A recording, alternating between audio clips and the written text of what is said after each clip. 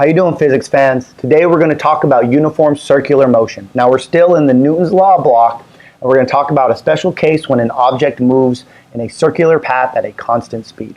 It's discussed in chapter 6.3 of your text, and when we talk about the word uniform circular motion, the word uniform refers to the speed of the object. So if I look at an object moving in a circular path, the magnitude of my velocity vector is unchanging. Now, the direction of my velocity vector will be changing. If I look here, I'm right here at this point in my path. My velocity vector is pointed straight up. At the top of my path, I have the velocity vector pointed in this direction. Right here in my path, the velocity vector is there.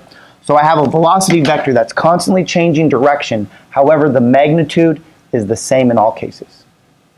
Now we get the reason that it moves in a circular path is because of centripetal acceleration. Now there's a proof on centripetal acceleration in chapter 4.4 of your book. We get this relationship for the magnitude of centripetal acceleration. It's equal to the speed squared of the object divided by the radius of the circular path. The direction of that acceleration vector is always pointed radially inward. Now remember, Newton's law, and specifically Newton's second law, says that whenever an object feels an acceleration, there must be a force acting on that object to cause that acceleration. Now when you may hear terms like centripetal force, remember, centripetal force is not one of our new forces. It is always one of our want-F forces.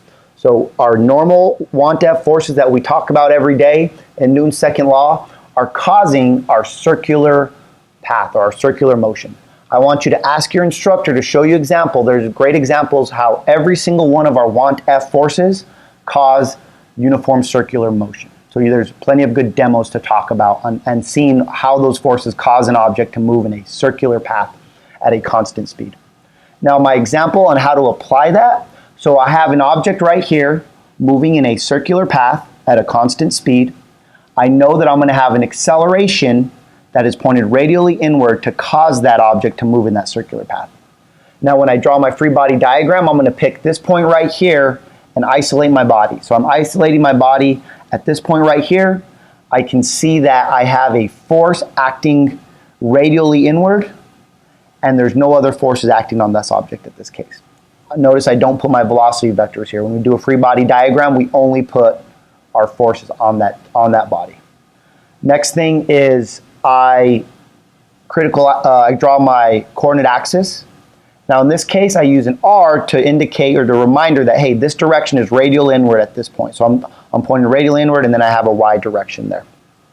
Now when I apply Newton's second law, you can see that when I break my forces down into their component form, in the radial direction, I have sum of the forces radially is equal to mass times the acceleration radially, or in our case, the centripetal acceleration. I can make my substitution in there, and I know that the force that's causing that circular motion is equal to mass times the speed squared of that object divided by the radius of the circular path. That's all we have for you on uniform circular motion. We will see you next time.